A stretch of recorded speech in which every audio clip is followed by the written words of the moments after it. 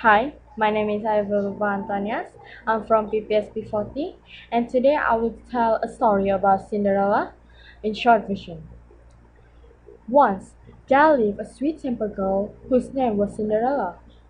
Unfortunately, her mother died young, and her father married again. His second wife had a sharp temper, and her two daughters were just like her. In a word, horrid. The horrid sisters loved to boss Cinderella. The first said, Cinders, it's your job to clean the fireplace. That's why you call cinders, get it? And before she had finished sweeping the flat, the second sister said, Cinders, don't dawdle. Light up the fire and make me a hot bath with sweet-smelling candles. And as she was hitting the bath, the horrid mother said, Cinders, why haven't you been to the market yet? All day long, Cinderella swept and scrubbed and fetched and carried. In winter, the young ladies were invited to the royal ball. For a whole month they tried on taffeta gowns, frilly petticoats, and stripy shoes. It was Cinderella, of course, who helped them in and out of their rich costumes, and who pressed and folded everything. Her own clothes were practically rags. The big night came, and poor Cinderella was left at home, sitting alone by the fireplace. A mouse came up to her and said, Dear, dear, don't fret, a good fairy is outside, and she says that you shall go to the ball.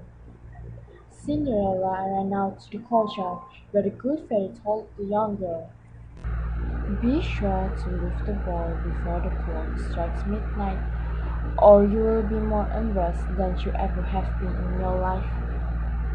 A golden coach took her to the palace, and on the way she changed into a beautiful gown.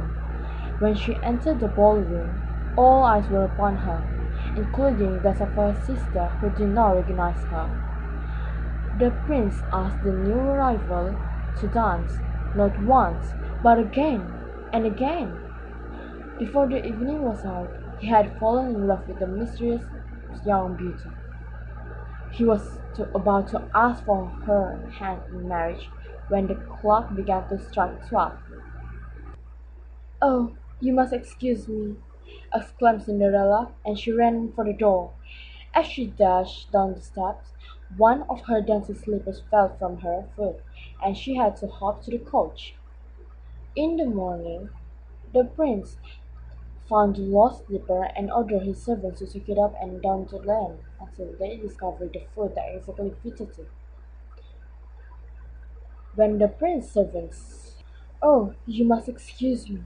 exclaimed Cinderella, and she ran for the door. As she dashed down the steps, one of her dancing slippers fell from her foot, and she had to hop to the coach.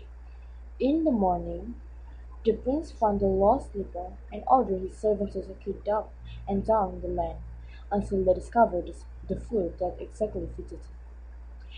When the prince's servants came to the house where Cinderella lived, her horrid sisters were eager to try on the slipper.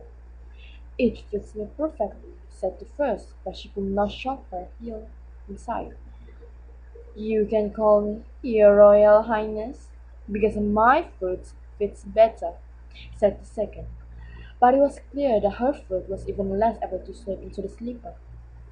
The royal servant looked up and saw Cinderella sitting by the fireplace that she had been cleaning.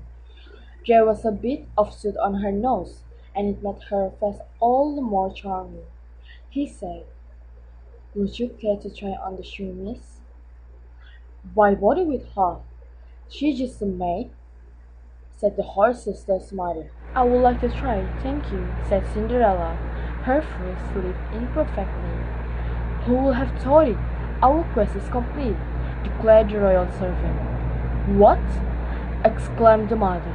"You've got to be kidding!" "You idiot! You got the wrong girl," protested the horrid sisters.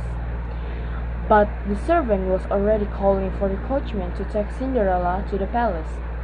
Dressed in her rags, exactly as she was, and wearing her normal shoe on one foot and her dancing slipper on the other.